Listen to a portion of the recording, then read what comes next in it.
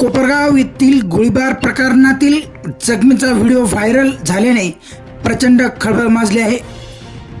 कोपरगाव तालुक्याचे विद्यमान आमदार आणि त्यांचे पीए यांच्या पाठबळामुळे गोळीबार झाला असल्याचा गंभीर आरोप होतोय. एकूणच या प्रकरणामुळे सर्वत्र चर्चा सुरू झाली आहे. यामुळे कोपरगावमध्ये राजकारणात आरोपांचे शाब्दिक चकमक पेट घेत आहे. कोपरगाव शहरात झालेल्या गोळीबार प्रकरणी राष्ट्रवादी काँग्रेस पक्षाचे अजित पवार गटाचे विद्यमान आमदार आशुतोष काळे आणि त्यांचे स्वीय सहाय्यक यांच्या चौकशीची मागणी भाजपचे युवा नेते विवेक कोल्हे यांनी कोपरगाव पोलीस स्टेशन येथे मोर्चा काढत केली आहे. त्यामुळे या प्रकरणाला वेगळं वळण लागते की काय असे वाटायला लागले आहे. गुरुवारी कोपरगाव शहर पोलीस ठाण्यापासून हाकेच्या अंतरावर आणि श्री स्वामी समर्थ मंदिराजवळ तन्वीर रंगरेजवर भर दिवसा खुलेआम गोळ्या झाडण्यात आल्या. त्यात तो गंभीर जखमी झाला होता. त्यानंतर जखमी रंगरेज याच्या उपचारासाठी नेत असताना एक व्हिडिओ सोशल माध्यमावर व्हायरल झाला. नाजिम शेख, अजहर शेख उसका भाई और एजाज मनियार, उसके बाद में वो मोदिया और आमदार का पीए जोशी उसका पीए. उसके बाद आमदार का सपोर्ट है. आमदार मेरे साथ में, मेरा कोई आंकड़ा करता नहीं ऐसा नाजिम शेख बोलता. उसके साथ में और 4-5 बच्चे थे. और महमूद सैयद उसका नाना बोले मेरा नाना नगर सेवक है, मेरा कोई चाटा वाकड़ा करेगा नहीं. ऐसे धमकियां दे के मेरे पे गोलीबार उनने करे नहीं क्या. और पुलिस मेरे को बोलते कि पुलिस में मैंने खरीदी करेले है, पूरे पुलिस मेरे जेब में मैं पैसे देता इनको. वो ऐसा बोलता नहीं क्या. तो इसमें कुछ न कुछ मेरे को कुछ भी हुआ तो इसके कारणीभूत ये सब है. इसके अंदर और बड़े बड़े हाथ है. नाजिम शेख के साथ में नहीं क्या, चना बेग, प्रदीप सरदे, ये सब इनको मेरा जे नहीं क्या. इनमें सब मिलते करें इनके साथ में चाहता से. हाँ, वो सबके पर. और उनके साथ में एजाज मनियार का भाई, वो भी ऐसे सब मिला के कम से कम 8-10 जन थे. कुछ जने का नाम मेरे को मालूम नहीं. इनने सबने मिलके मेरे ऊपर फायरिंग करे. नाजिम के हाथ में बंदूक थी और उसके भाई के हाथ में बंदूक थी. इनने फायर करे मेरे ऊपर और इनने पत्थरों से मेरे पे मारा करे नहीं क्या. बस सबके ऊपर कार्रवाई होने मिलता. मेरा कुछ भी हो गया तो सब ये जिम्मेदार रहेंगे. इसके अंदर आमदार का भी बहुत बड़ा हाथ है, आशुतोष काळे. इनने उनको मदद करेली सबको. यात तो आमदार आशुतोष काळे आणि स्वी सहाय्यक जोशी यांचे नाव घेत असल्याचं दिसून येत आहे. यानंतर आता या घटनेला राजकीय वळण लागले असून आमदार काळेंचे राजकीय विरोधक भाजपचे युवा नेते विवेक कोल्हे यांनी थेट पोलीस स्टेशनवर मोर्चा काढत यातील आरोपी नाजिम शेख याचे आमदार काळे यांच्या सोबतचे काही फोटो आणि स्टेटस जाहीर दाखवत थेट विद्यमान आमदार काळेवर गंभीर आरोप केले. गुन्हे नोंदवलेले आहे. या ठिकाणी त्यांनी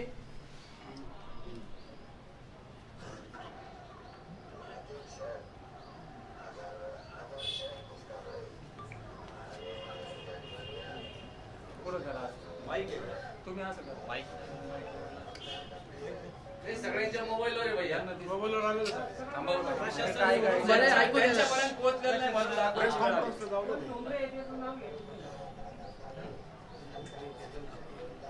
गुन्हेगारांना राजकीय आश्रय असून आमदार आशुतोष काळे अशा आरोपींना पाठबळ देत असल्याचं त्यांची आणि संबंधित लोकांची चौकशी करावी अशी मागणी विवेक कोल्हे यांनी केली आहे.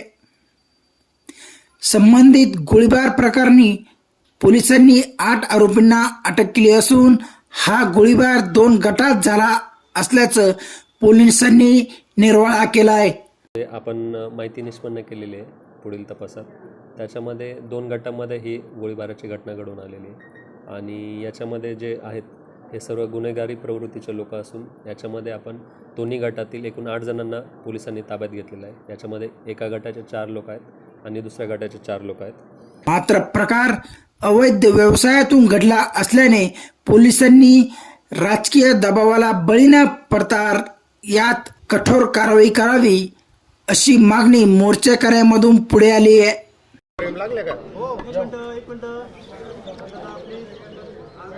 ओके. काल कोपरगाव शहरात जो गोळीबार झाला त्यात आपण आज काही फोटो आणि व्हिडिओ दाखवून थेट लोकप्रतिनिधींवरती आरोप केले. काय नेमका आरोप आहे, काय प्रकार आहे? निश्चितपणाने जे आरोपी काल गोळीबार प्रकरणामध्ये त्या ठिकाणी पकडले गेलेले आहे ते गोळीबार करायच्या आधी त्या ठिकाणी आमदारांचा स्टेटस ठेवून स्वतःला त्या ठिकाणी बॉस आमदारांना म्हणून त्या ठिकाणी त्यांनी स्टेटस ठेवलेले होते. गेल्या 10 दिवसापूर्वी देखील अशाच प्रकारचा गोळीबार जो गेल्या 8-10 वर्षामध्ये या शहरात कधी झाला नव्हता तशा पद्धतीचा बंदुकीचा धाक दाखवून या ठिकाणी एक उद्योग झाला होता. पण त्याच्यावर कुठलीही कारवाई न झाल्यामुळं आणि गेल्या 10 दिवसामध्ये हा जो संबंधित आरोपी होता त्या ठिकाणी आमदारांचे वेगवेगळ्या पद्धतीने फ्लेक्स लावून त्या ठिकाणी त्यांनी आमदारांना बॉस म्हणून संबोधितलं आहे आणि म्हणून ह्या सगळ्यांच्या मागं जो कुख्यात गुन्हेगार आहे त्याला कुठंतरी राजआश्रय देण्याचं काम या ठिकाणचे लोकप्रतिनिधी केलेलं आहे असा आमचा थेट आरोप आहे. त्याचं दुसरं कारण असं कारण की ज्याच्यावर गोळीबार झालेले आहे त्याच्यावर त्या स्वतः गोळीबार ज्याच्यावर झाली आहे कुठं आहे तो व्हिडिओ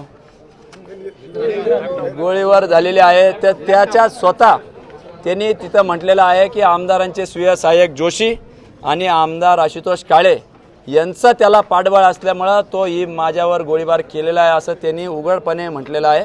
आमच्या पोलिसांना एवढंच विचारणं होतं की तुम्ही ह्या पद्धतीने लोकप्रतिनिधींची विचारणा करणार आहात का नाही.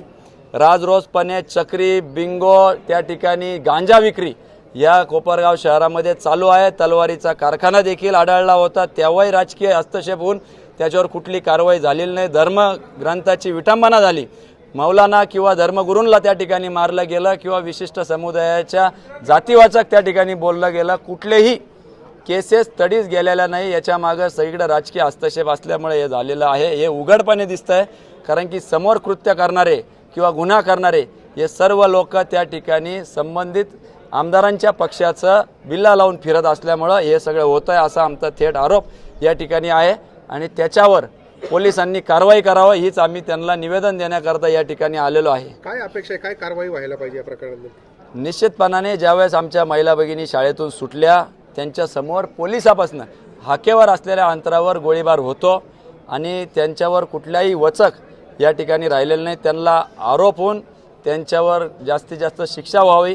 त्याच्या मागचं गुन्ह्यामागचं जे कारण आहे ते जे कळतं आहे आम्हाला की या शहरात चाललेले 2 नंबरचे धंदे आणि हे सगळे राजकीय स्वार्थापोटी पोचले जाणारे गुंड या ठिकाणी आमदारांच्या पक्षातले आहे. मोठा रेशन घोटाळा गेले 1.5 ते 2 वर्षापासून आम्ही त्या ठिकाणी सातत्याने मागणी करतो आहे. त्या घोटाळ्याची कुठली चौकशी झालेली नाही आहे आणि त्याच्याच सहजरित्या मिळणाऱ्या पैशांवरून हा वाद उद्भवतो. वाटपावरून हा वाद उद्भवतो. राजरोसपणे वाळू त्या ठिकाणी चालू आहे. या सगळ्यांचं कारणामुळंच ही गुन्हेगारी वाढलेली आहे आणि हे सगळे 2 नंबरचे धंदे आमदार त्या ठिकाणी राजआश्रय देत आहे असं आमचं मत आहे. त्यामुळं या 2 नंबरच्या धंद्यांना आळा घातला पाहिजे असं आम्हाला पोलीस प्रशासनाला विनंती आहे. कुठेतरी विधानसभा निवडणुका जवळ आलेल्या आहेत त्यामुळे राजकीय याच्यातून हा आरोप केला नाही. राजरोसपणे जे काय आरोपी आहे त्यांचे जर फ्लेक्स त्या ठिकाणी लागत आहे, पोस्टर त्या ठिकाणी लागत आहे, स्टेटस त्या ठिकाणी लागत आहे. अगदी गोळीबार करायच्या काही तासापूर्वी त्या ठिकाणी बॉस म्हणून स्टेटस ठेवून त्या ठिकाणी सांगताय आणि काल परवा आमदार स्वतः म्हटले की विरोधकांना गाडून टाका. आम्हाला शंका आहे की अशा बंदुकीच्या धाकेनी ते विरोधकांना गाडू पाहू इच्छित आहे का काय. पण आमचं काय होऊ न होऊ परंतु या शहराची कायदा सुव्यवस्था निश्चितपणाने त्यांनी गाडून टाकली असं आमचं मत आहे आणि ह्याच कारणास्तव येत्या निवडणुकीमध्ये योग्य तो पद्धतीने जनता जनार्दन त्यांना धडा शिकवल्याशिवाय राहणार नाही असं माझं प्रामाणिक मत आहे. गृहमंत्री थेट तुमच्या पक्षाचे आहे, थेट गृहमंत्र्यांपर्यंत हा विषय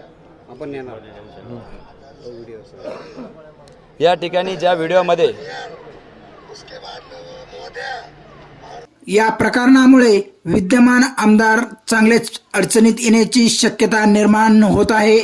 तर आरोपींच्या सोबत असलेले फोटो विद्यमान आमदार यांच्याकडे बघण्याचा दृष्टिकोन संशय निर्माण करणारा आहे. आमदार आशुतोष काळे यांनी या प्रकरणी पुढे येऊन विवेक कोल्हे आणि मोर्चेकऱ्यांनी केलेल्या आरोपाचे उत्तर देण्यासाठी पुढे येतात का हे बघावं लागेल. Rahul Kolge, RK news Marathi, Shirdi.